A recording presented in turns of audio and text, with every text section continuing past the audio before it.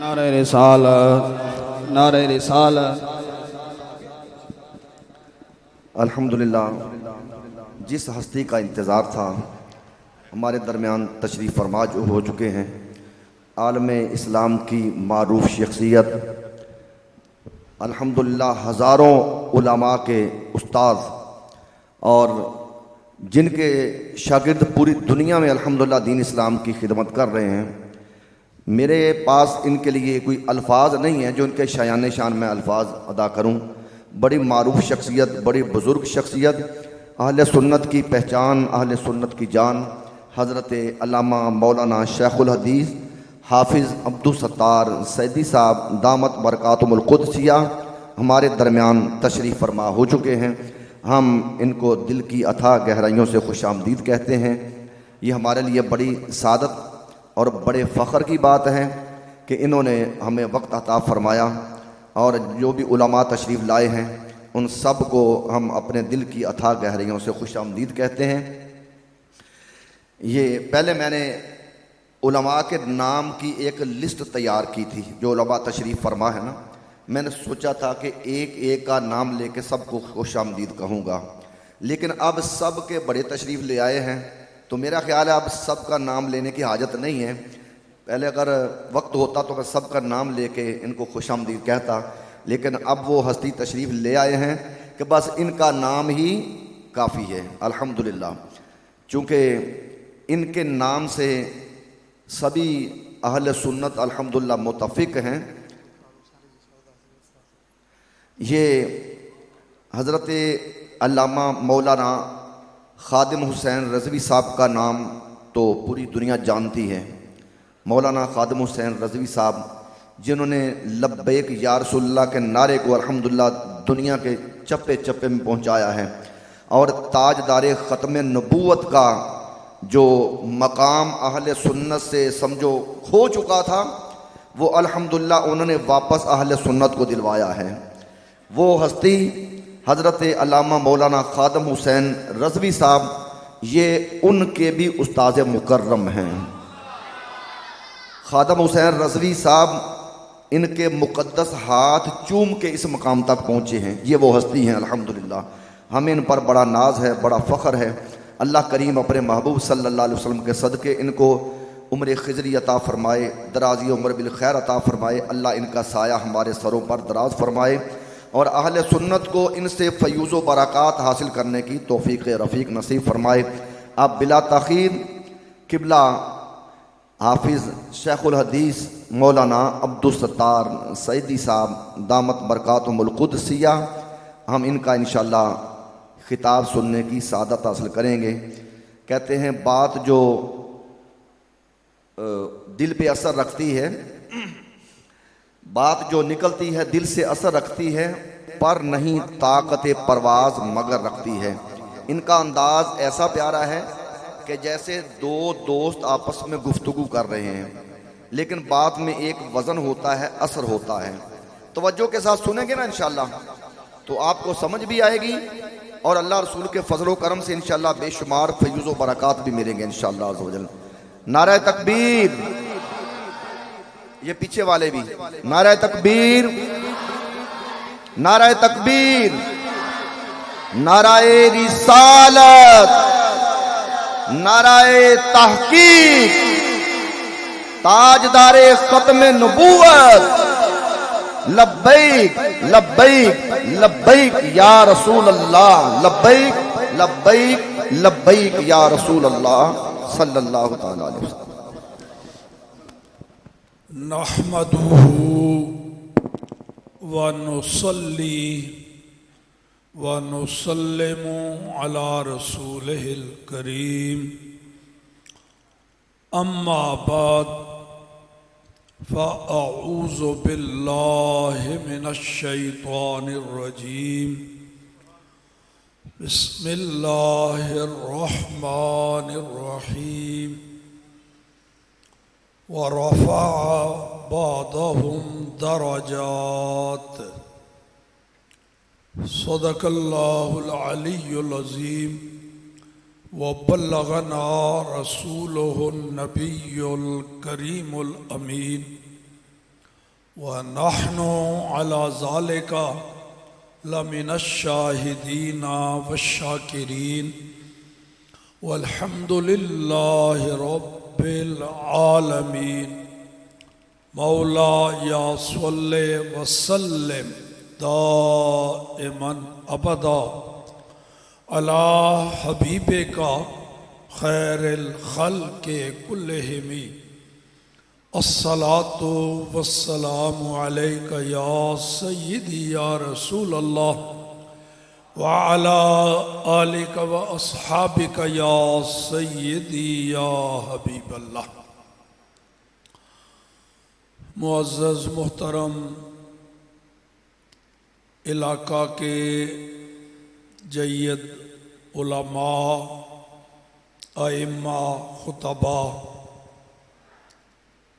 اور سامعین و حاضرین، عاشقان رسول و غلامان آل و اصحاب رسول، السلام علیکم ورحمۃ اللہ. یہ محفل یعنی تاجدار ختم نبوت کانفرنس بسلسلہ ایصال ثواب، یعنی سرکار کا ذکر کریں گے، کر رہے ہیں، تو اس پر اللہ پاک جو ثواب عطا فرما رہا ہے وہ اس عظیم ہستی کو پہنچ رہا ہے جن کے چہلم کی یہ تقریب ان کے اولاد نے، ان کے اہل خانہ نے منعقد کی ہے. تو یہ ثواب کا سلسلہ شروع ہو چکا ہے، ان کو مسلسل پہنچ رہا ہے. قبر میں ان کی روح مسرور ہو رہی ہے اور انہیں شعور دیا جاتا ہے.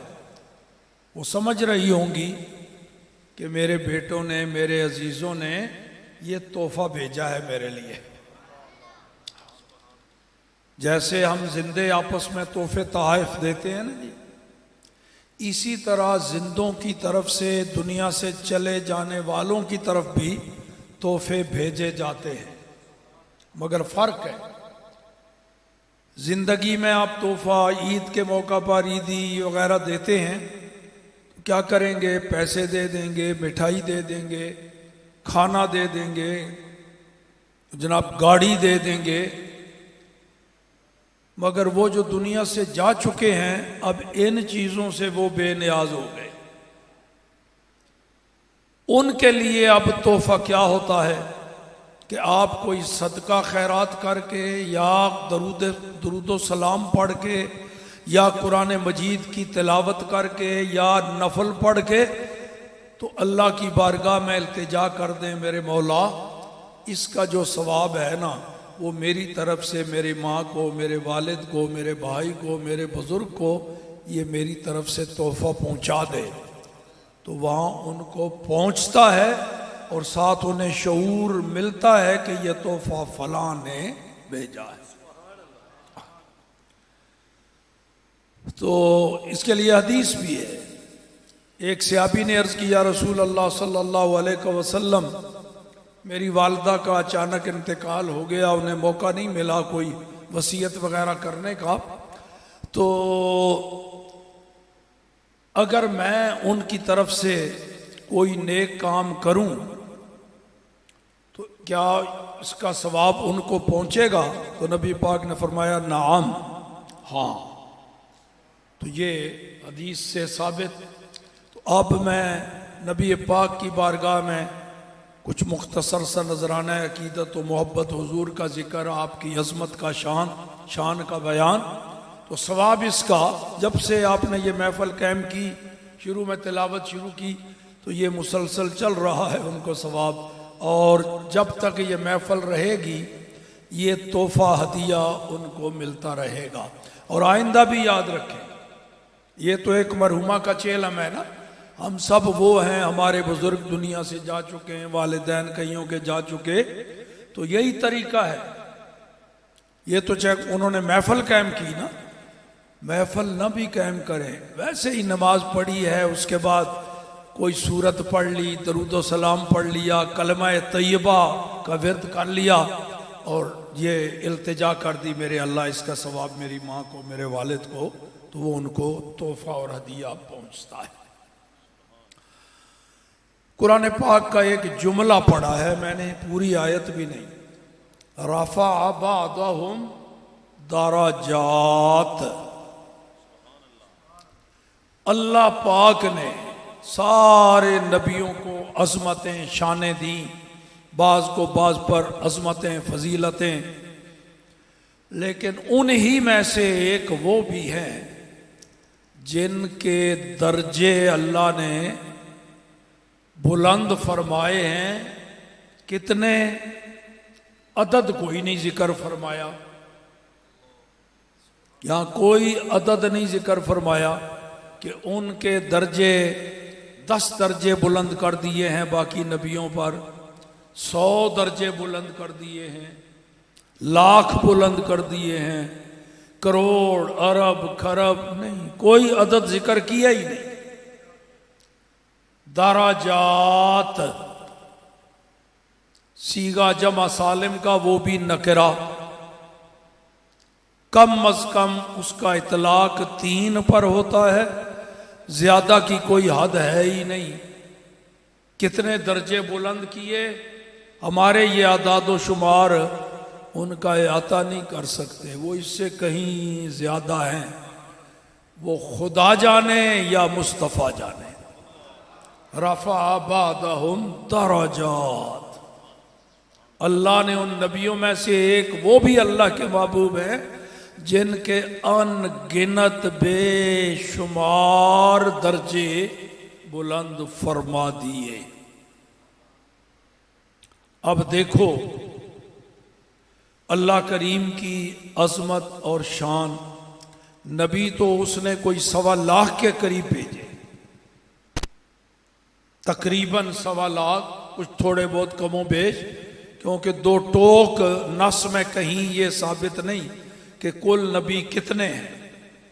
ساری روایات کو ملا کے یہی ہم کہہ سکتے ہیں 1.25 لاکھ کے قریب قریب اللہ نے نبی اور رسول بھیجے، اور سارے ہی عظمت والے ہیں۔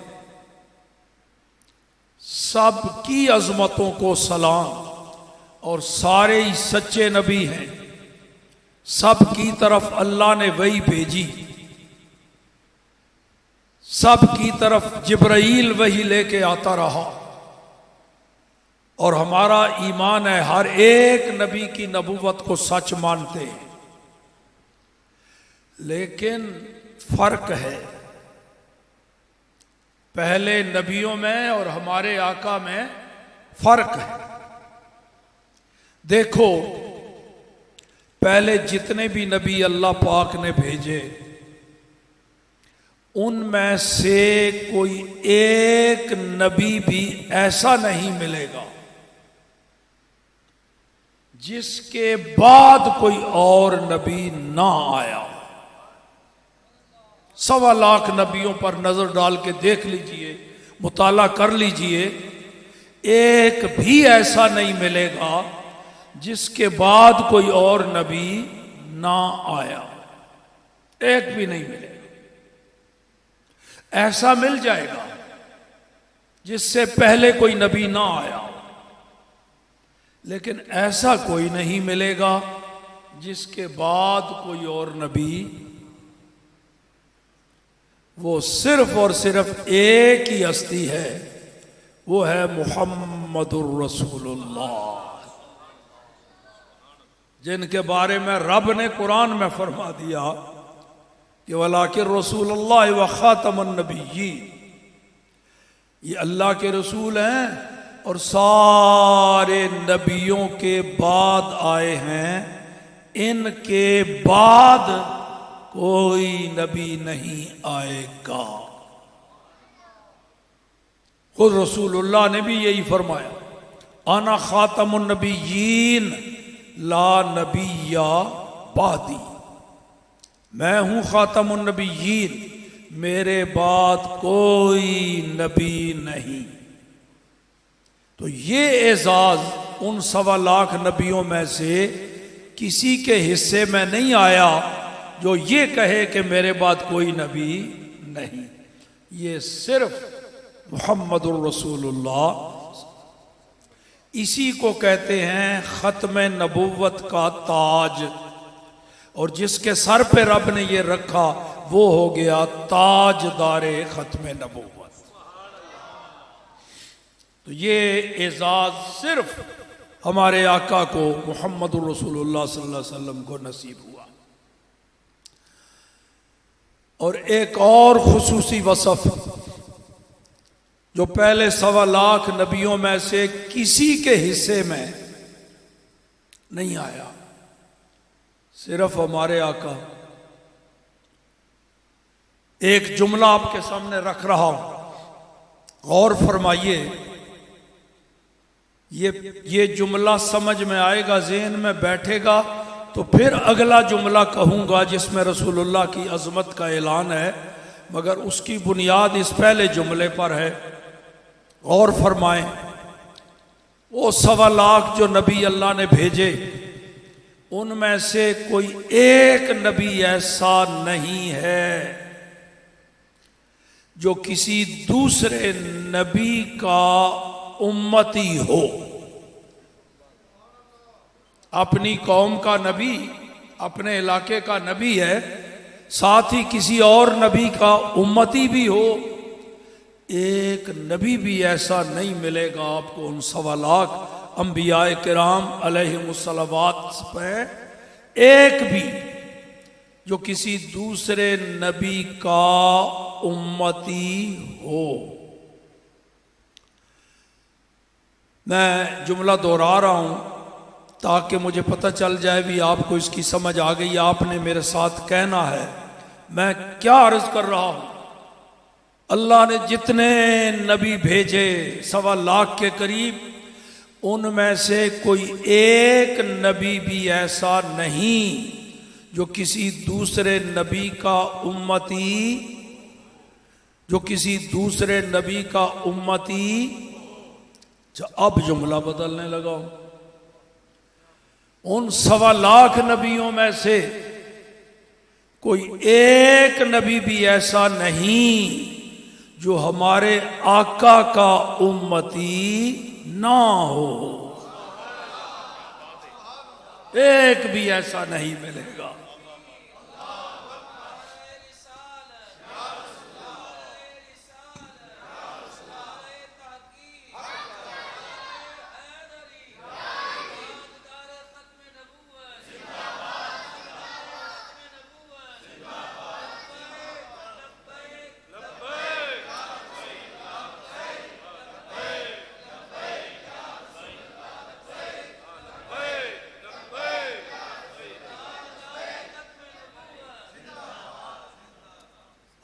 کوئی نبی ایسا نہیں جو ہمارے آقا کا امتی نہ ہو۔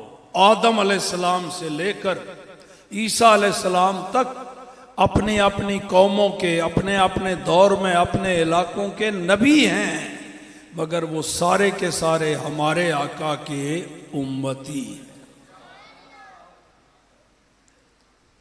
اسی بنیاد پر اعلیٰ حضرت نے فرمایا ملک کونین میں انبیاء تاجدار۔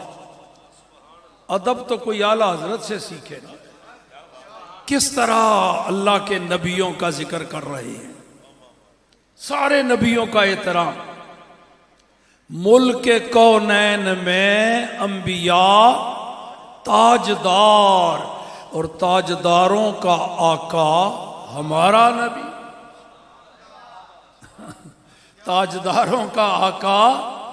اپنے اپنے دور میں سارے نبی تاجدار ہیں، حاکم ہیں، سلطان ہیں، مگر ہمارے آقا تو سلطانوں کے سلطان، بادشاہوں کے بادشاہ، تاجداروں کے تاجدار، نبیوں کے نبی۔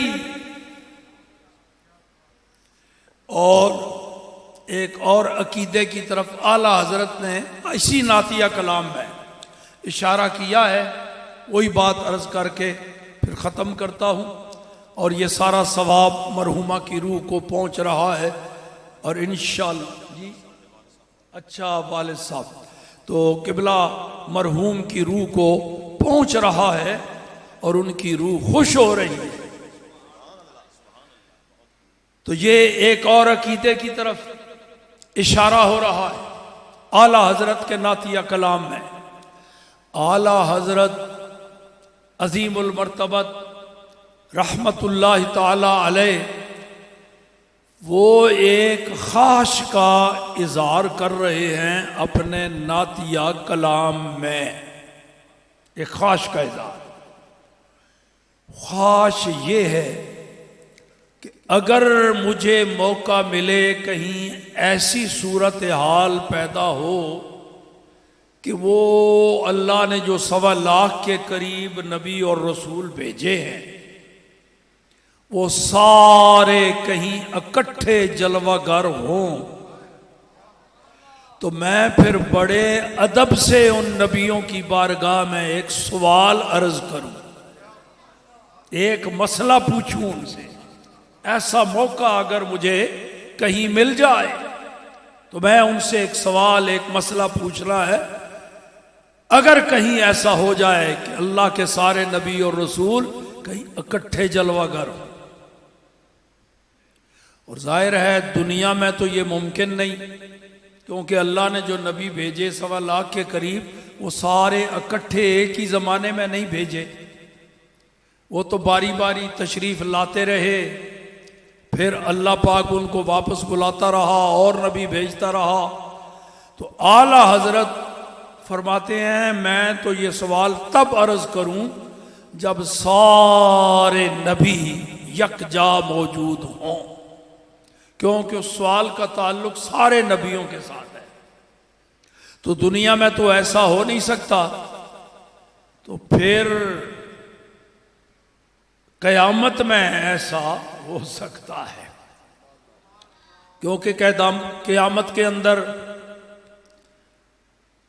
میدان معاشر میں ساری مخلوق اللہ کی بارگاہ میں سب اکٹھے جمع ہوں گے ایک ہی میدان میں سارے. تو سارے نبی بھی وہاں جلوہ گر ہوں گے.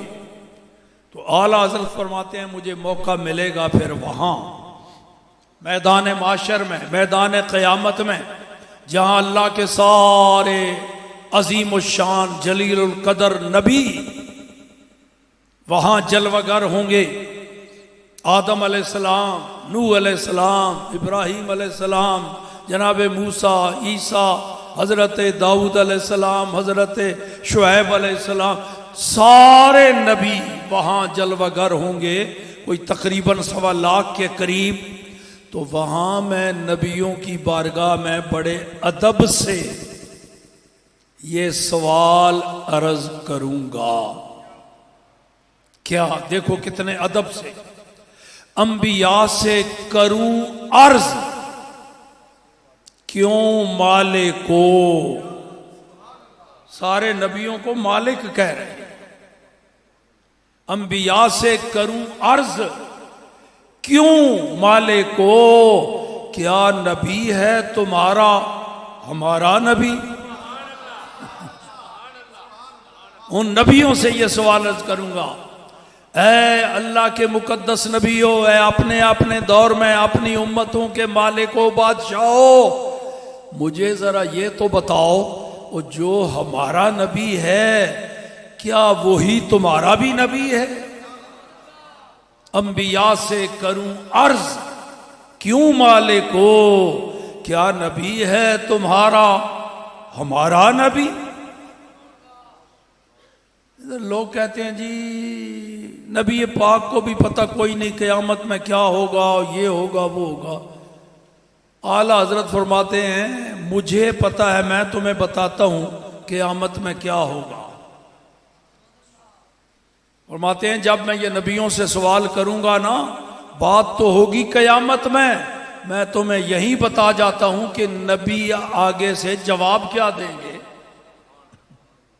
جب میں یہ سوال عرض کروں گا قیامت میں تو سن لو نبیوں کا جواب کیا ہوگا. وہ اعلیٰ حضرت یہاں ہی دنیا میں بتا گئے کیا جواب ہوگا انبیاء کا. اے احمد رضا سن، پھر پوچھا ہے سوال، سن جواب۔ جیسے سب کا خدا ایک ہے ویسے ہی، جیسے سب کا خدا ایک ہے ویسے ہی ان کا، ان کا، تمہارا، ہمارا نبی۔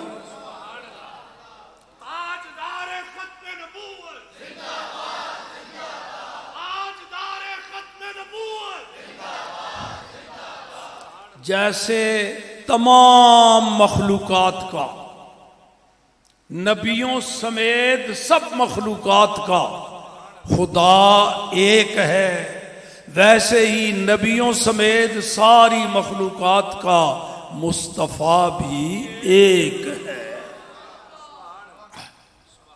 یہ کیا پتہ چلا، کیا عقیدہ بیان کیا اعلیٰ حضرت نے؟ باقی نبی صرف اپنی اپنی قوموں کے نبی، اپنے اپنے علاقوں کے نبی، اللہ نے ہمیں جس نبی کا امتی بنایا ہے وہ تو وہ نبی ہے جو نبیوں کے بھی نبی ہے۔